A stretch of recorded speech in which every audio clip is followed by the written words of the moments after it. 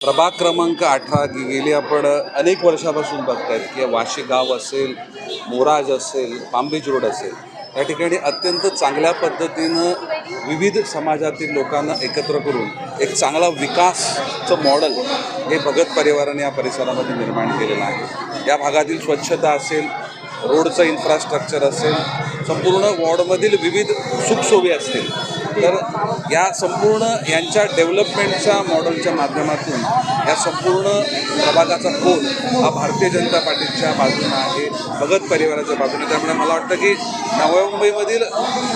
विक्रमी मतांना जे उमेदवार निवडून येणार, जे पॅनल निवडून येणार आहे, त्यामध्ये अग्रस्थानी हा प्रभाग क्रमांक 18 असेल। बाकी आपण बघितलं की कोविडचा कालखंड हा अत्यंत कठीण कालखंड होता आणि आपण नगरसेवक आहोत किंवा आपल्याला निवडणूक लढायची आहे अशी भावना बाजूला ठेवून कर्तव्य भावनेनं काम करण्याची गरज होती आणि त्या कालखंडात अत्यंत नियोजनबद्धरित्या समर्पित भावनेनं या संपूर्ण कुटुंबांना आणि यांच्या कार्यकर्त्यांना या परिसरात